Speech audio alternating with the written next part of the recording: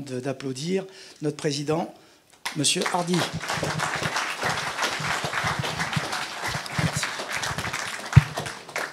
Merci, c'est gentil de m'applaudir avant que j'ai pris la parole. Bien, je vais tâcher de ne pas être trop long parce que vous l'aurez constaté sur l'ordre du jour. Mon intervention n'était pas prévue. Mais au regard du travail considérable qui est réalisé par notre équipe en Île-de-France, j'ai souhaité être présent pour leur faire savoir à quel point on était sensible à leur engagement et à leur travail. Donc évidemment, je les remercie pour l'organisation. Alors je dirais pas sans faille parce que c'est jamais sans faille. On a toujours des problèmes quand on organise ce genre de rendez-vous. On a des problèmes avec les vidéos, les micros, les toilettes qui sont fermées. Ce genre de détails très techniques, très matériels auxquels on n'échappe pas. J'aime bien citer cette phrase du général Bijard qui disait à la guerre, ça se passe jamais comme prévu. Ça se passe jamais comme sur le plan. L'important c'est de savoir improviser et de garder le moral. Voilà. Et en général, effectivement, ça ne se voit pas. Le public ne voit pas tous ces petits soucis. Donc, félicitations et merci à l'équipe Île-de-France d'avoir organisé ce rendez-vous. Je vais commencer par me présenter pour ceux qui ne me connaîtraient pas encore. Je suis donc Gérard Hardy, le nouveau président de Place d'Armes depuis maintenant 1 mois. Je suis un ancien militaire, ce qui n'est pas très original au sein de Place d'Armes. J'ai servi dans des unités troupes de marine et unités parachutistes et j'ai participé aux opérations, j'allais dire de ma génération, de l'ex-Yougoslavie, l'Afrique, etc. Voilà. J'ai terminé ma carrière par une dernière OPEX au Kosovo qui m'a un peu marqué et qui m'a donné l'envie de m'engager après l'armée, je dirais. À ce moment-là, le Kosovo était, j'allais dire, pacifié, puisqu'il y avait quasiment plus de Serbes. Il restait que des toutes petites minorités au Kosovo. Et on a eu l'occasion, un week-end, d'aller visiter un monastère. C'est une anecdote qui m'a un peu marqué. On visite le monastère. La visite était guidée par la mère supérieure qui parlait couramment le français. Et à la fin de la visite, on était bien sûr très disciplinés, on n'a pas bronché. Et à la fin de la visite, elle nous a dit, voilà, si vous avez des questions. Et là, l'un d'entre nous lui pose la question. Alors voilà, vous êtes gardés, puisque en fait ce sont des enclaves, dans ces monastères, ou ces couvents. Vous êtes gardés par l'armée italienne. Est-ce que, voilà, comment ça se passe, etc. Et là, elle a été très très franche. Elle nous a dit, vous savez, nous on préfère être gardés par les Italiens, parce qu'ils sont très chrétiens. Entre guillemets, vous, on ne sait pas trop. Premier choc. Et puis elle nous dit, vous savez, moi j'ai 80 ans, on sait que ça va mal se terminer pour nous, et je vais vous parler librement. Elle nous dit, on a fait la guerre, c'est vrai, aux Albanais, puisqu'en réalité ce sont des Albanais qui ont envahi, entre guillemets, le Kosovo. Et elle dit, on a fait la guerre, et vous nous avez empêchés de gagner, entre guillemets, puisque on était sous mandat OTAN à ce moment-là. Et elle dit, et on a perdu, voilà, clairement on a perdu le Kosovo, qui était le berceau de la civilisation serbe, on a perdu. Et elle nous dit, et vous, en Occident, en Europe occidentale, vous allez perdre la guerre de la façon la plus indigne qui soit. Alors là, on s'est regardé, on dit, mais ma mère, qu'est-ce que vous voulez dire par là? Et elle nous a dit, vous allez perdre la guerre sans même vous être battus. Et ça, c'est quelque chose qui nous a tous marqués profondément et qui est un peu à l'origine de mon engagement dans le combat politique ou métapolitique. Voilà, je voulais le partager avec vous. C'est quelque chose qui a été assez marquant. En 2000, au lendemain de cette carrière militaire, je me suis engagé en politique au sens traditionnel du terme, dans ma région, dans le sud-ouest.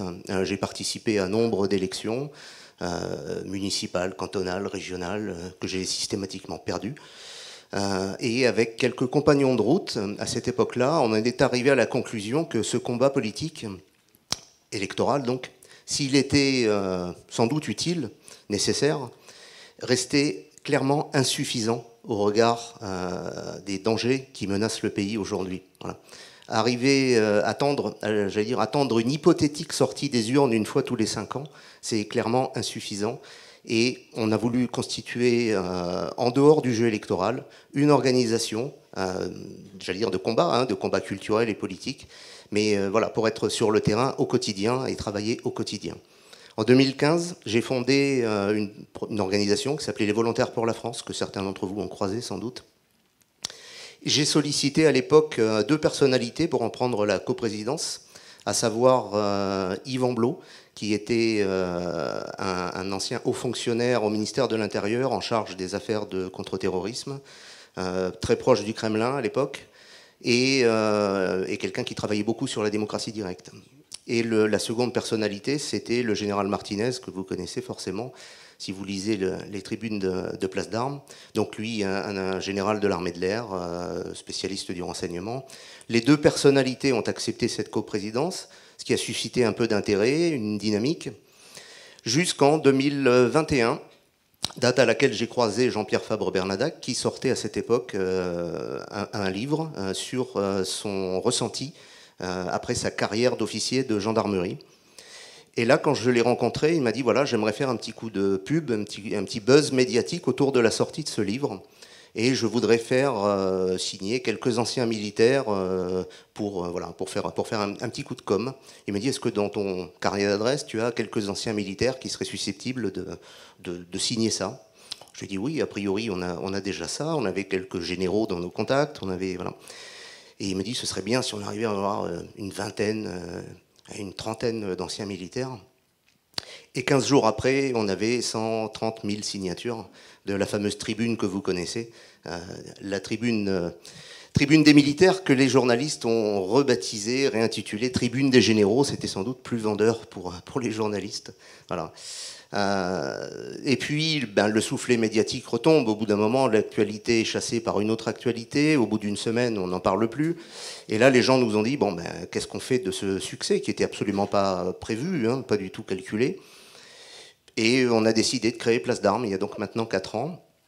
Pendant ces 4 années, Place d'Armes a commencé évidemment à travailler, à mettre en place un maillage territorial, dont on voit un peu les fruits aujourd'hui.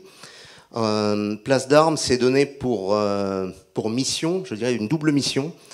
Une mission qu'on va qualifier d'influence. Alors l'influence, qu'est-ce que c'est? C'est l'influence politique, mais encore une fois, pas au sens électoral. Place d'Armes n'est évidemment pas un parti politique, n'a pas vocation électorale, mais une influence quand même dans les débats, au travers bien sûr des prises de parole de nos généraux, au travers de ce genre de rendez-vous comme aujourd'hui, où l'idée c'est un petit peu de s'instruire, comme le rappelle la devise de Saint-Cyr, s'instruire pour vaincre.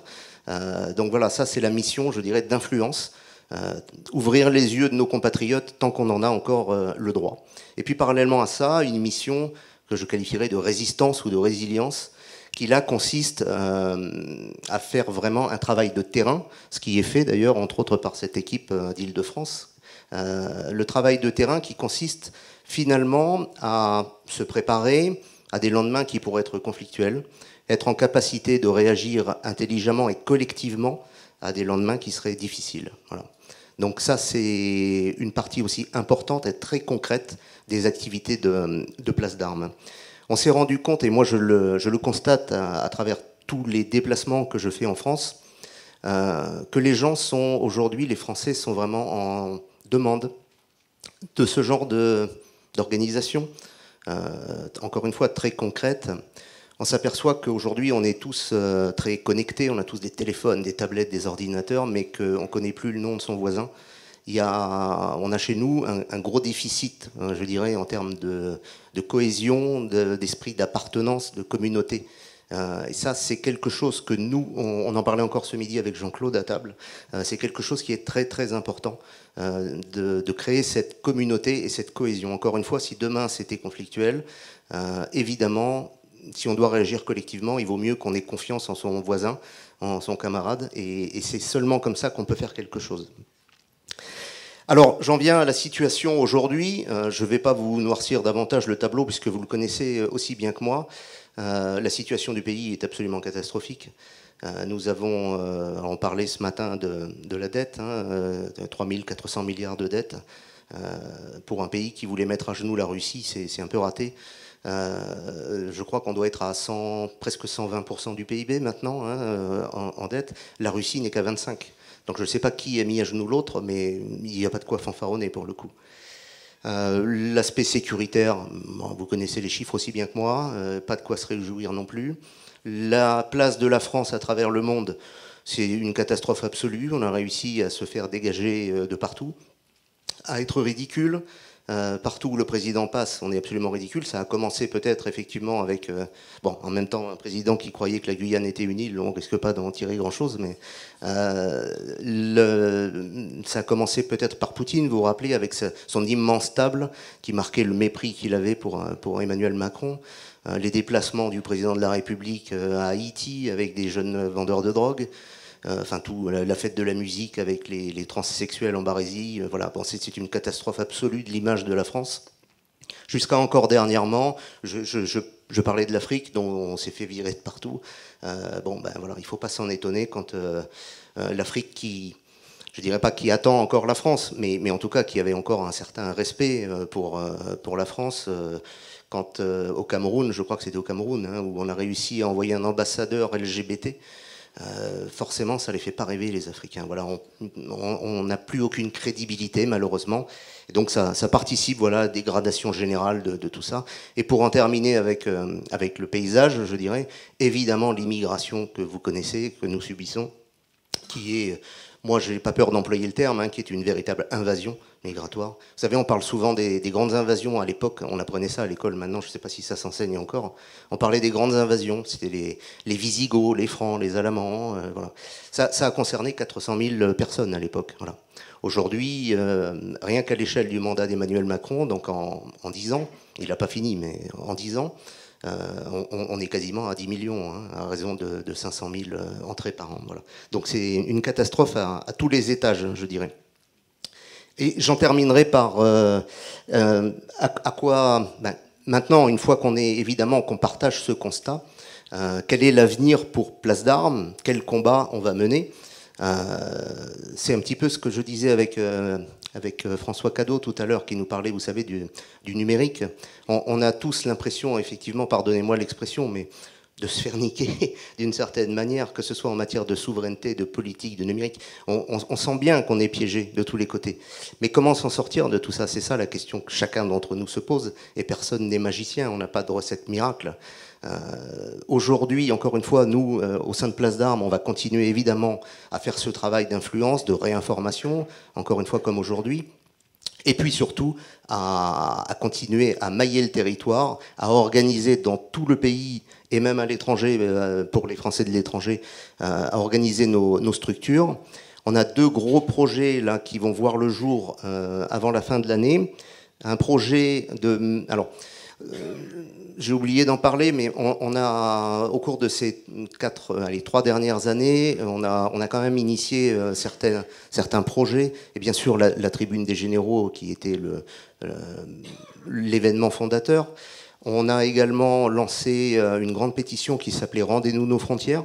On a recueilli aussi des dizaines de milliers de contacts, de gens qui se sont proposés pour travailler avec nous. Et puis, plus dernièrement, une tribune pour signifier notre désaccord, évidemment, sur l'implication française économique et militaire en Ukraine. Nous avons sollicité à cette occasion absolument tous les parlementaires français pour les inviter à soutenir la démarche, donc députés et sénateurs. Tous ont été informés personnellement. Les présidents de groupe ont reçu par voie d'huissier la demande de participation. Quasiment, alors je dis quasiment parce qu'il y en a un seul qui a répondu, mais quasiment aucune réponse. Donc les parlementaires, on a bien compris qu'on ne pouvait pas compter dessus pour faire bouger les choses aujourd'hui, malheureusement. En revanche, nous bénéficions à Place d'Armes, et peut-être parce que nous sommes voilà, d'essence d'origine d'anciens militaires, et que ça peut-être ça confère encore un certain crédit, une certaine légitimité. Donc je disais, en revanche, on est plutôt bien accueillis par les élus locaux, par les maires. Voilà. Donc ça, c'est un travail qu'on va mettre en œuvre, de créer vraiment un réseau, un tissu d'élus locaux favorables à ce qu'on fait. C'est intéressant pour donner encore plus de poids évidemment à nos initiatives, pardon, et puis aussi d'un point de vue très matériel, pour être, j'allais dire, bien reçu quand on organise quelque chose dans les communes. Voilà. Donc un réseau d'élus locaux, et puis un autre projet qui me tient particulièrement à cœur, et pareil, qui sera lancé fin novembre, c'est la mise en place d'une structure jeune dans le giron de Place d'Armes. Une structure jeune qui va proposer aux jeunes de sortir leur nez des écrans et de venir sur le terrain avec nous, de transmettre le patriotisme pour nous, enfin pour eux, pour les plus jeunes, donc transmettre le patriotisme et puis profiter de cette ressource humaine pour développer la structure. Voilà ce que je voulais vous dire en termes d'organisation, de savoir où on en était, qu'est-ce qu'il y a dans les cartons. Voilà, il y a pas mal de projets. Et je pense que malheureusement, quelque part, eh bien, tout ça correspond correspond à l'actualité qui nous donne raison tous les jours. Voilà. Donc je ne vais pas être plus long parce que je ne voudrais pas empiéter sur le temps de parole du général Roure qui sera certainement plus intéressant. Donc merci Jean-Claude de m'avoir laissé un petit quart d'heure.